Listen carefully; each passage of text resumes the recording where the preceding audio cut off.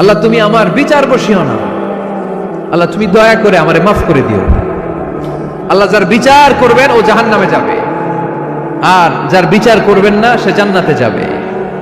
আল্লাহ যদি বিচার করে আর পাই টু পাই হিসাব নেয়, নামাজ পড়লি না কেন, রোজা রাখলি না কেন, মিথ্যা বললি কেন, খাদ্যে ভেজাল দিলি কেন, মাছে ফরমালিন দিলি কেন, যৌতুক খাইলি কেন, ঘুষ খাইলি কেন, উল্টাপাল্টা করলি কেন, জিনা করলি কেন, একটার পর একটা প্রশ্ন বানে যদি সেই ভয়ঙ্কর দিনে আল্লাহ আমাদেরকে জর্জরিত করে, আমাদের কোনো উত্তর আছে?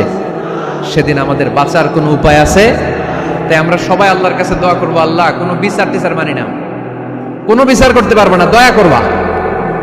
কথা কয় না? কি করবে? এবার আওয়াজ করে বলেন, বিচার চান না দয়া চান? রোজ হাসরে আল্লাহ আমার করোনা বিচার, আল্লাহ করোনা বিচার, পড়েন আমিন। রোজ হাসরে আল্লাহ আমার করোনা বিচার, আল্লাহ করোনা বিচার। বিচার চাহি না তব দয়া চাহে এ গুনাহগার, আল্লাহ করোনা বিচার, পড়েন আমিন।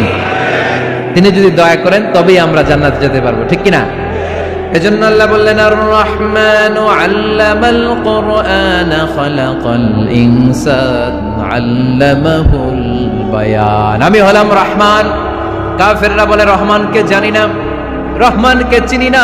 আল্লাহ বলে রহমানকে চিনে না, আমার নাম রহমান, আমি দয়ালু, আমি মেহেরবান, ঠিক কিনা? এজন্য প্রতিদিন সূরা ফাতিহায় দ্বিতীয় আয়াতটা আমরা কি পড়ি?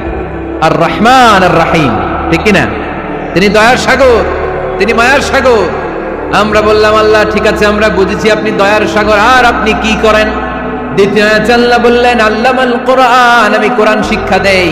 শুধু দয়ার সাগর হয়ে আমি আল্লাহ বসে থাকি নাই, তোমাদের হেদায়েতের জন্য আমি কোরআন নাজিল করে দিয়েছি। আল্লামাল কোরআন, আমি কোরআন শিক্ষা দেই। আমাদেরকে কোরআন শিখিয়েছে কে?